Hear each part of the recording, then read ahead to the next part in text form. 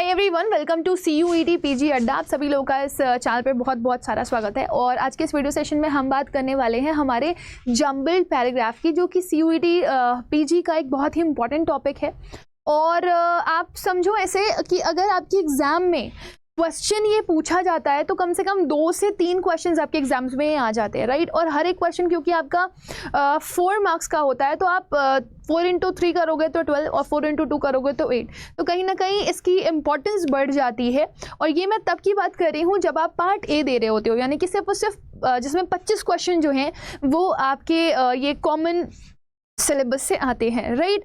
अगर आप MBA का पेपर देते हो कोड 11 और कोड 12 के लिए तो उसमें तो ये आपका और बढ़ जाता है, 4 से 5 आपको देखने के लिए मिल सकते हैं। तो उस कंडीशन पे आप ये मान के चलो आपके 16 से 20 मार्क्स पैरा जम्बल से कंप्लीट होते हैं, राइट। सो क्या है पैरा जम्बलिंग, क्या है jumbled paragraph? Ultimately they both are same, right. लेकिन इसको समझना बहुत ज़्यादा ज़रूरी है और किस तरीके से इसको करना होता है एग्जाम में वो भी जानना ज़रूरी है आप लोगों के लिए, राइट। तो सबसे पहले आप ये समझो कि जम्बल्ड पैराग्राफ होता क्या है, राइट। उससे पहले आपको ये पता होना चाहिए व्हाट इज पैराग्राफ। आपको पता है जब बहुत सारे सेंटेंस को आप ग्रुप करते हो, है ना, जब बहुत सारे सेंटेंस को आप क्या करते हो, ग्रुप करते हो, तो उससे क्या बनता है, आपका पैराग्राफ बनता है, राइट। अब सेंटेंस कैसे बनता है? जब बहुत सारे वर्ड्स को आप ग्रुप करते हो, ग्रुप ऑफ वर्ड्स से बनता है आपका सेंटेंस, ठीक है। सिमिलरली अगर मैं आपसे पूछूं वर्ड्स कैसे बनते हैं, तो जब आप ग्रुपिंग करते हो किसकी, लेटर्स की, ठीक है। अब लेटर्स क्या होते हैं ये सबको पता है, लेटर्स होते हैं A B C D E F G H Z तक, ठीक। सो वर्ड्स आपके लेटर से बने और फिर उसके बाद अगर आप सेंटेंस के लिए गए तो वर्ड से बना, और जब आपने पैराग्राफ पे आया तो आपका क्या हो गया, वो सेंटेंसेस से बन गया, राइट। तो आपको अच्छा खासा एक पैराग्राफ होगा जो कि तोड़ करके दे दिया जाएगा और आपको उस पैराग्राफ को क्या करना होगा, उसको अरेंज करना होगा। आप ऐसे समझो सपोज कि मैं आपको एक शरीर दिखा रही हूँ यहाँ पर, कैन यू सी दिस शरीर, है ना। अब मैं इसके मान लो टुकड़े कर दूँ, इसको मैंने तोड़ दिया और तोड़ के मैंने इसको जोड़ा, है ना। तो मैंने क्या किया, मैंने इसका सर यहाँ लगा दिया, ठीक है ना, और पैर इसके यहीं थे, हाथ यहीं थे, ठीक है ना, और आंखें मैंने इसके चेस्ट वाले पोर्शन पे लगा दी, ठीक है ना, नाक भी मैंने इसके चेस्ट वाले पोर्शन पे ही लगा दी, और ये जो हाथ है ना, यहाँ हाथों के नीचे मैंने पेट के पास इसका मुंह लगा दिया। अब आप सोचो ये इंसान का जो शरीर है वो टूट करके कैसा हो गया, बहुत ही मिसमैनेज हो गया ना। और ये कोई भी एक्टिविटी प्रॉपर्ली कर ही नहीं पाएगा अगर आपका सर आपके पैर की जगह पर आ जाए। So how will you able to work, you will not be able to, है ना। आप नहीं वॉक कर पाओगे, बोलोगे कहाँ से, हाथ के पास से, बहुत ही अजीब लगेगा। सो आप बस ऐसे समझ लो कि अगर आपके हाथ पैर तोड़ करके कोई उसको मिसमैनेज्ड वे में रख देता है तो आपको क्या करना होता है, हाथ को हाथ की जगह पर, सर को सर की जगह पर, आँख को आँख की जगह पर, मुंह को मुंह की जगह पर, पैर को पैर की जगह पर, पेट को पेट की जगह पर ही लगाना पड़ता है।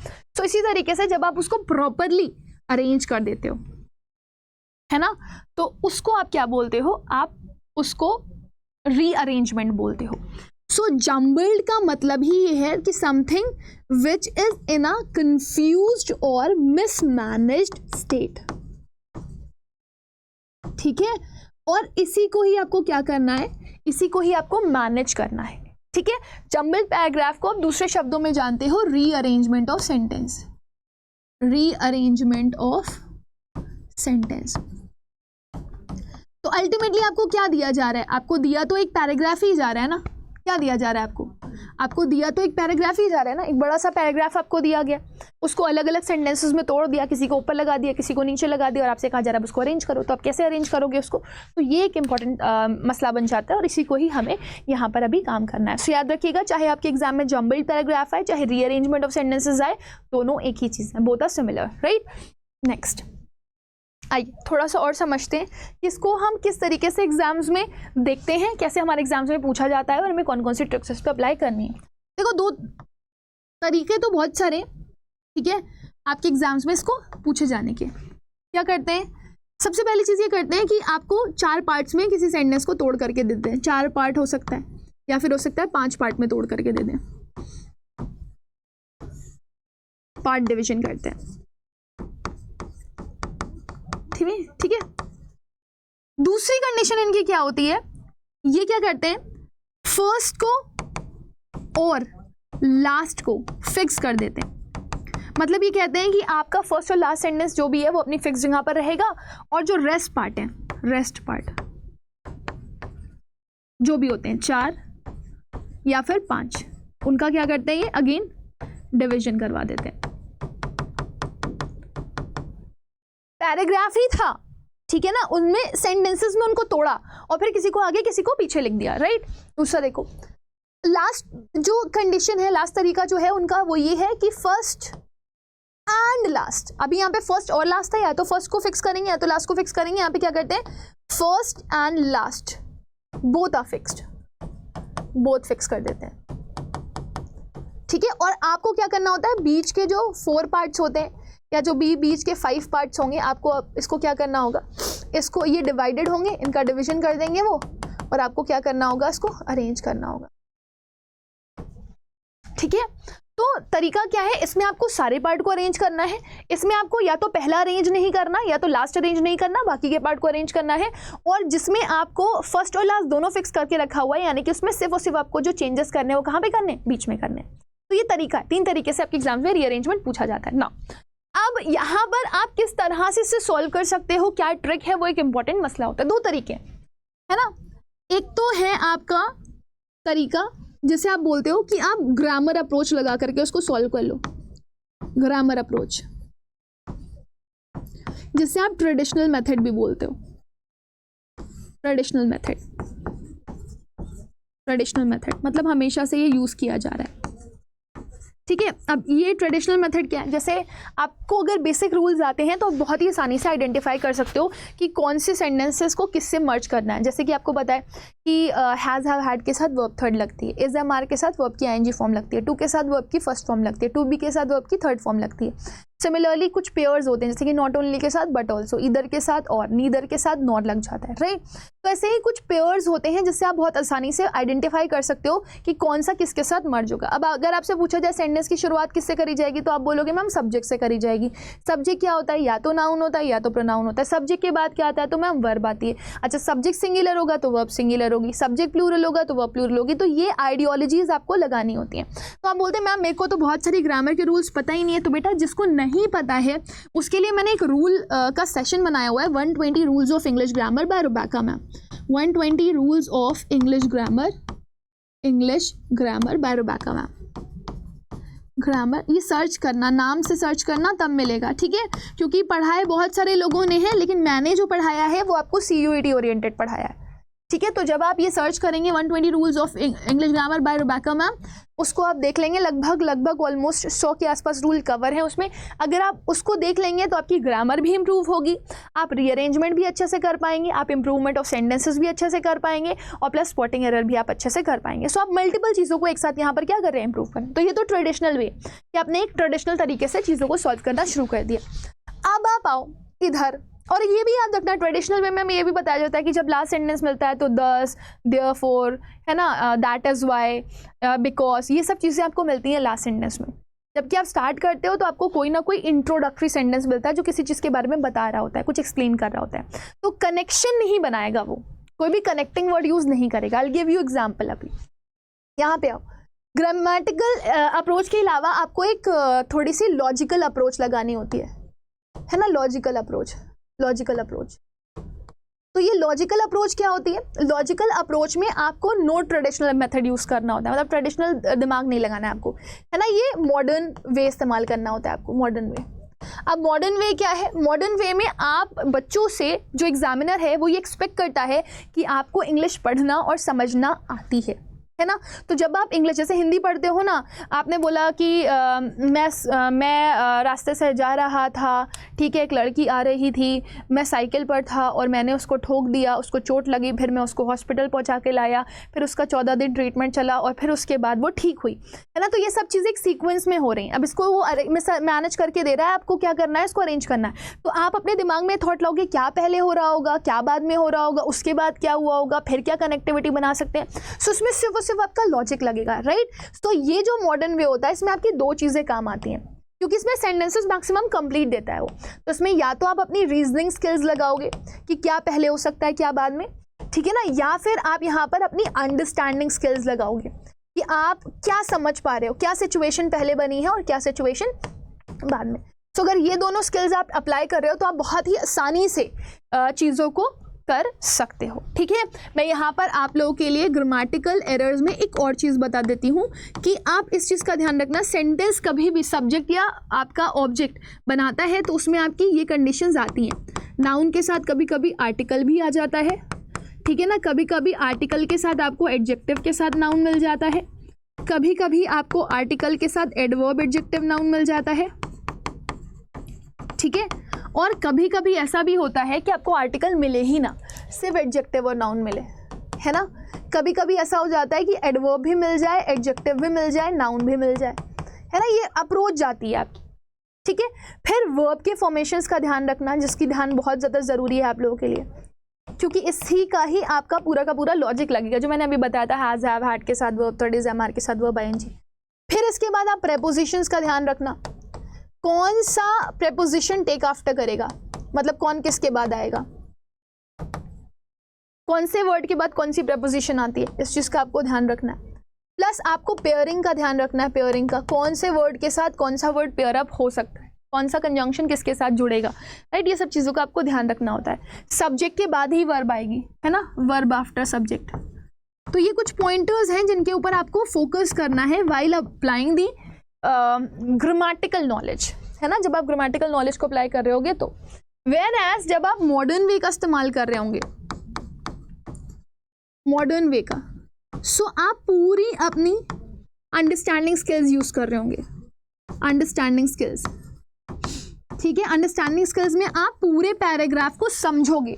अगर आप ये कहते हो कि मैम मुझे पैराग्राफ समझ में नहीं आते, तो उसकी भी मैं स्ट्रैटेजी आपको बता दे रही हूँ कि जब आप अपने इसीलिए बोलते हैं ना, practice makes a man perfect. तो आप प्रैक्टिस सेशंस में आइए, प्रैक्टिस जब आप कर रहे हैं तो आप पैराग्राफ को पढ़ेंगे, आपको लगेगा बाप रे इतना बड़ा पैराग्राफ, तो अब आपको उसका मतलब नहीं पता, आप कैसे ढूंढोगे। मतलब दो ही कंडीशन में नहीं पता होता है, या तो आपको विकैबुलरी, उस वर्ड का मतलब नहीं पता है, या फिर आपको पूरे सेंटेंस को एक साथ मिल करके पढ़ना नहीं आता। तो आपके पास गूगल ट्रांसलेटर का एक बहुत अच्छा ऑप्शन है आपके फ़ोन में, तो आप उस सेंटेंस को उठाइए, गूगल पे डालिए, हिंदी से इंग्लिश में ट्रांसलेट करिए या इंग्लिश से हिंदी में ट्रांसलेट करिए, वो ऑप्शन आपके पास आ जाता है। तो आप इंग्लिश से हिंदी में ट्रांसलेट करेंगे, आपको पता चल जाएगा उसका हिंदी मीनिंग क्या है। इंग्लिश समझ में नहीं आती, हिंदी तो समझ में आती है। जब आप डेली बेसिस पे प्रैक्टिस करते रहेंगे तो आप नंबर ऑफ वर्ड्स, विकैबुलरी भी सीख पाएंगे, और साथ ही साथ में आपको ये भी समझ में आ जाएगा, अच्छा इसको इसके साथ पढ़ते हैं तो ये मीनिंग निकल करके आता है।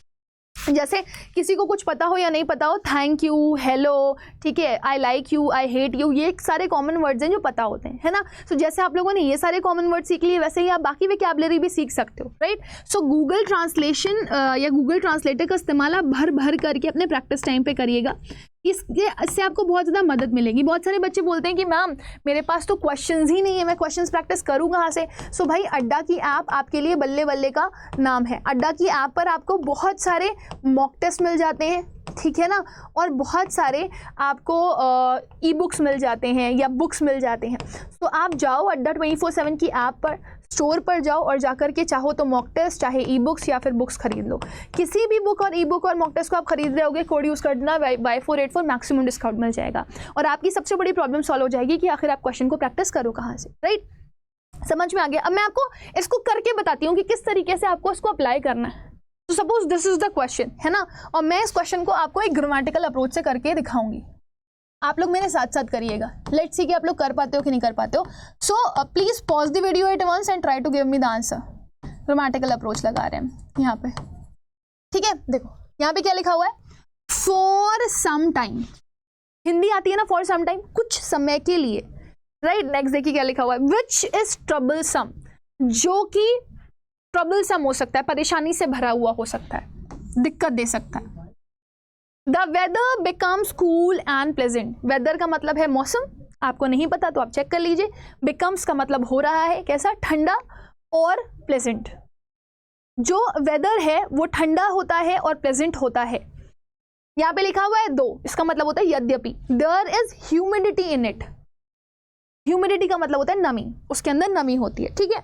अब आपने अपने दिमाग में क्या रखना है, सेंटेंसेस देख रहे हो आप, यहाँ पर आपको कोई भी सेंटेंस फिक्स नहीं दिया गया है, आपको बोल रहा है सारे वर्ड्स अरेंज करो, ऑप्शन से पता चल रहा होगा, कोई फिक्स नहीं है, ABCD को आपको अरेंज करना है। Now start arranging it. For sometimes, for आपका प्रेपोजिशन है, और जनरली आप प्रेपोजिशन से कभी सेंटेंस को स्टार्ट नहीं करते, प्रेपोजिशन से आप सेंटेंस को स्टार्ट नहीं करते। फाइन, नेक्स्ट देखिए, विच कनेक्ट करता है ना, the mobile which, the watch which, the flag विच, है ना। सो विच क्या है आपका, what is which? Which is again a connecting word, so you can not start the sentence with this. यहाँ पे आओ, द वेदर, मैंने आपको बताया था सेंटेंस में आपको नाउन चाहिए, नाउन मिल रहा है वेदर, आर्टिकल के साथ भी नाउन मिल सकता है क्योंकि नाउन की फैमिली का पार्ट है। So this can be your sentence, क्योंकि सेंटेंस की शुरुआत आप सब्जेक्ट से करते हो। सो आगे आपका द वेदर। नेक्स्ट देखो, दो, यद्यपि, ये कंजंक्शन है, ठीक है। कंजंक्शन भी कनेक्टर होता है, तो इससे भी सेंटेंस स्टार्ट नहीं हो सकता। तो आप सेंटेंस को स्टार्ट करोगे किससे? ए से, बी से, सी से कि डी से? तो आप बोलोगे मैम सी से, तो यहाँ पे डी से स्टार्ट है, हटा दो, यहाँ पे ए से स्टार्ट है, हटा दो, यहाँ पर सी से स्टार्ट है, यहाँ पर सी से स्टार्ट है। आपके पास दो ऑप्शंस हैं, सी के लिए या तो सी या तो डी। तो सी के बाद अब कनेक्ट करो, क्या आ सकता है? सी के बाद बी आ सकता है कि सी के बाद ए आ सकता है, क्योंकि आपको लॉजिकल पेयर्स बनाने हैं। कौन सा किसके साथ आप पेयर कर सकते हो, है ना। तो हमने क्या बोला, the weather becomes cool and pleasant, ठीक है। उसके बाद देखो यहाँ पे क्या कनेक्ट कर रहा है कि बी लगा दो, विच इज ट्रबलसम, जो कि दिक्कत दे सकता है। या दूसरा वाला सेंटेंस कह रहा है ए को कनेक्ट करो, for some time, weather becomes cool and pleasant for some time, ठीक। आगे देखिए क्या लिखा हुआ है यहाँ पे, ए डी, यहाँ पे लास्ट में बी दिया गया है, ठीक। तो अगर आप बी से एंड करते हो तो यहाँ पे लिखा हुआ है विच इज ट्रबलसम, और अगर डी से एंड करते हो तो लिखा हुआ है though there is humidity in. Fine, तो अब आप पढ़ो एक एक ऑप्शन को पूरी तरीके से। तो कैसे पढ़ोगे आप, the weather becomes cool and pleasant, ठीक है, विच इज ट्रबलसम, जो दिक्कत देता है, फिर लिखा हुआ है फॉर सम टाइम, कुछ समय के लिए, यद्यपि there is humidity in it, हालांकि उसमें ह्यूमिडिटी होती है, ठीक है। अब आप बताओ, जब वेदर कूल और प्लेजेंट हो जाता है तब वो दिक्कत देता है, या उसके अंदर जो ह्यूमिडिटी आती है वो दिक्कत देती है? तो एक बार ये वाला पढ़ करके भी देख लेते हैं। कह रहा है the weather becomes cool and pleasant, है ना। वेदर कूल होता है, प्लेजेंट होता है, ठीक है। आगे क्या लिखा हुआ है, फॉर सम टाइम, कुछ समय के लिए। डी क्या लिखा हुआ है, though there is humidity in it, अगर जो मौसम है वो ठंडा हो जाता है, प्लेजेंट हो जाता है, तो उसके अंदर क्या आ जाती है, ह्यूमिडिटी आ जाती है। फिर कह रहा है विच इज ट्रबलसम, जो दिक्कत दे सकती है। तो दिक्कत कूल और प्लेजेंट होना नहीं है, कूल और प्लेजेंट जो आपका वेदर है वो तो सबको अच्छा लगेगा, लेकिन उसमें दिक्कत क्या देगी, ह्यूमिडिटी, नमी, क्योंकि उससे लोग बीमार पड़ने लगते हैं, राइट। सो अगर आप इन दोनों में से अपने चॉइस ऑफ वर्ड पे जाओगे तो आपने अभी तक अपनी ग्रामेटिकल नॉलेज लगाई थी, उससे आपको दो ऑप्शन एलिमिनेट हो गए थे, लेकिन अब आपको लॉजिक लगाना पड़ रहा है कि नमी दिक्कत देगी या फिर ठंडा ठंडा जो वेदर है वो दिक्कत देगा। तो आप बोलोगे मैम नमी दिक्कत देगी, सो आंसर उस हिसाब से आपका क्या हो जाएगा, डी, बिकॉज ये लॉजिकल आंसर फॉर्म कर, ठीक है। So the weather becomes cool and pleasant for some time, फिर क्या बोल रहा है, although there is humidity in it which is troublesome, right. Clear है सभी लोगों को? तो आपने अपनी थोड़ी सी ग्रामेटिकल नॉलेज लगा करके और अपनी लॉजिकल अप्रोच लगा करके इस क्वेश्चन को सॉल्व कर दिया। आओ एक और क्वेश्चन करते हैं जो पूरा का पूरा लॉजिकल बेस्ड है, ठीक। This is a question which is complete logical based, बड़ा भी है, थोड़ा सा लगेगा आपको कैसे करोगे, बट हो जाएगा। कह रहा है most libraries divide the catalogue cards into 2। अब देखो यहाँ पे आर एस पी क्यू को आपने क्या किया, सॉल्व किया। तो यहाँ पे ये चारों को आप सॉल्व कर रहे हो, इसको और इसको नहीं छू रहे हो, तो फर्स्ट और लास्ट पार्ट फिक्स्ड है, उनको आपको नहीं छेड़ना है। तो कह रहा है ज्यादातर libraries divide the catalogue cards into 2। जो ज्यादातर लाइब्रेरी होती हैं वो कैटलॉग कार्ड्स को दो पार्ट में डिवाइड कर देती हैं। कैटलॉग जिसमें आपका मेन्यू होता है, जैसे रेस्टोरेंट में मेन्यू होता है ना, वैसे ही आपको लाइब्रेरी में कैटलॉग मिलता है। ऑन द अदर हैंड, दूसरी हाथ की तरफ, तो पहली चीज कहीं ना कहीं डिफाइन करी गई होगी, तभी तो दूसरे हाथ की तरफ आप आओगे। तो यहाँ पर आपका पी जो है ना वो पहला सेंटेंस नहीं बन सकता फर्स्ट के साथ, ठीक है। तो आप ये ऑप्शन एलिमिनेट कर सकते हो।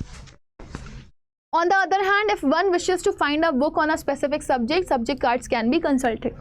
दूसरा देखो क्या लिखा हुआ है, अपार्ट फ्रॉम ऑथर, ऑथर के अलावा title and subject, these cards can also contain other necessary information.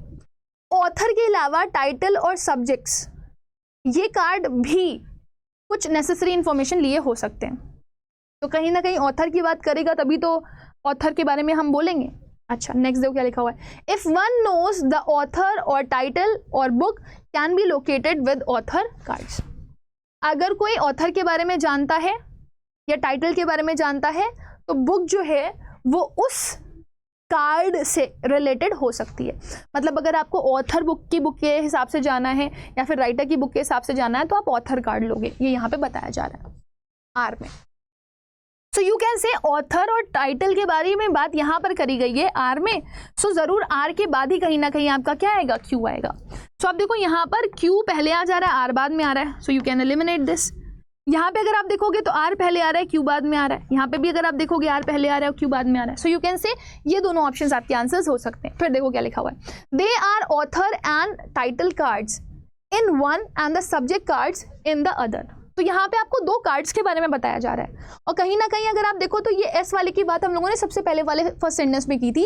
ज़्यादातर लाइब्रेरीज जो डिवाइड करती हैं कैटलॉग कार्ड्स वो दो कार्ड्स में डिवाइड करती हैं जो यहाँ मेंशन है, they are author and title cards, या तो वो ऑथर और टाइटल कार्ड्स होते हैं एक में, और दूसरे में क्या होता है, दूसरे में होता है आपका अदर। सो आपने देख लिया कि सेंटेंस किससे स्टार्ट हो रहा है आपका, सी से। सो इस तरीके से आपका आंसर क्या हो गया, सो आप लॉजिकल पेयर से जा सकते हो बहुत ही आसानी से और बहुत आराम से आप क्वेश्चन कर सकते हो। तो आपने यहाँ पर और दोनों कार्ड्स को डिफाइन कर दिया, फिर उसके बाद आप ऑथर के बारे में बात करने लगे, फिर आपने उसका मेंशनिंग दिया कि दूसरे साइड पे ये सारी चीज़ें हो सकती हैं और इसके अलावा और कौन सा कार्ड हो सकता है। फिर आपने एंड किया this include publisher and year of publication. तो इस तरीके से आप बड़े आंसर को भी बड़ी आसानी से सोल्व कर सकते हो। I hope this is quite clear to everybody. तो इसी के साथ हम सेशन को एंड करेंगे, बट आप सभी लोगों को बताना चाहेंगे कि अगर आप में से कोई भी बच्चा ऐसा है जो CUET की तैयारी कर रहा है तो वो क्या कर सकता है, वो अड्डा 24/7 की ऐप पर जा करके PG का बैच ले सकता है जिसमें आपको डिटेल सिलेबस कवर करवाया जाएगा। सो आप अड्डा 24/7 पे आइए, अंडर ग्रेड में ही आपको PG मिल जाएगा। ये देखिए यहाँ पे आपका MBA और आपका पार्ट डे की प्रिपरेशन आपको करवाई जा रही है। दस कॉस्ट 6799। अगर आपको ये चाहिए तो आप कोड यूज कर लो Y484, you will be getting maximum discount, ठीक है ना। यहाँ पे अगर आप कोड यूज करते हो Y484 तो आपको मैक्सिमम डिस्काउंट मिल जाएगा Y484। ये देखिए 6639, इसमें आपको डिटेल स्टडी करवाई जाएगी पूरे सिलेबस की। इसी के साथ मैं सेशन को एंड करती हूँ, मिलते हैं अगले सेशन में, तब तक के लिए bye bye, take care and God bless you all.